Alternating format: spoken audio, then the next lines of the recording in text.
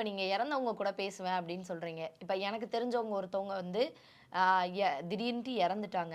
இப்ப அவங்களோட காரணம் என்னன்றது எங்களுக்கு தெரியாது. இப்ப இறந்தவங்கள கூப்பிட்டு அவங்க எதுக்காக இறந்தாங்கன்ற காரணத்த உங்களால சொல்ல முடியுமா? அதுதான் மறுமா இறந்த ஆத்மான்றது அகாலமான ஆத்மா பற்றி சொல்லணும் நான். ம். ரெண்டு இருக்குமா, தீட்சம் பெற்றதும் தீட்சம் பெறாதது ஒன்று. தீட்சம் பெற்றது யாரு?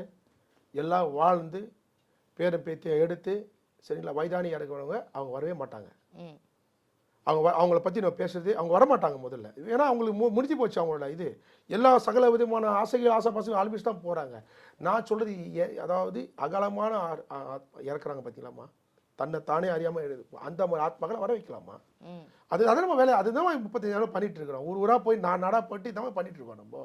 ம். புரியலா?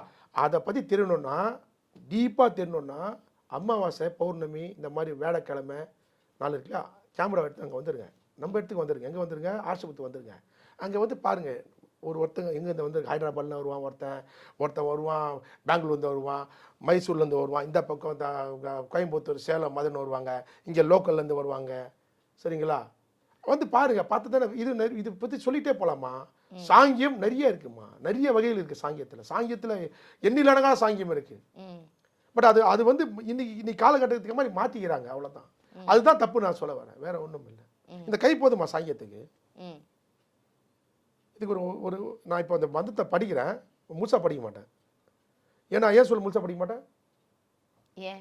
அது என்ன மாதிரி ஒருத்தர் பார்த்தியா, அதை அப்படியே பிடிப்பான். அவன் கெட்டது பயன்படுத்துவான் அதை. புரியுதா? இப்போ உதாரணத்துக்கு ஒருத்தர் செத்து போயிடுறாம்மா, ஒரு ஆத்மா ஒரு வீட்டில் ஆகாமல் அந்த வீட்டுக்குள்ளே நான் நுழையிறேன். அவங்க யாருன்னு கூட நமக்கு தெரியாது, அந்த வீடு எங்களுக்கு தெரியாது. துல்லியமாக சொல்ல முடியும் எப்படியா இருந்தான்ட்டு. இது ஒரு பெரிய சாங்கியமா, இது ஒரு ஜின்னோட சாங்கியம்.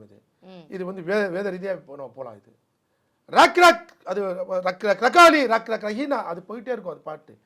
இது வந்து அகாலமான ஆத்மாக்கள் இறக்குறாங்க இல்லையா, வீட்டில் எங்கேயாவது தஞ்சம் அடைஞ்சிருக்கும், அதாவது முக்தி அடைஞ்சிருக்காது. ஆத்மாக்கள்லாம் முக்தி அடைய மாட்டாங்க இறந்தவங்களை. புரிஞ்சுங்களா? அவங்கள கொண்டு வரது தான் நம்ம வேலை. கொண்டு வந்து பெட்ரோலுக்கு உட்காருங்க, அது என்ன சொல்றது கேளுங்க, நீங்கள் என்ன கேட்கணும் கேளுங்க, அவங்களுக்கு பேச வைப்போம் நம்ம. இதுதான் நம்மளோட வேலைகள்.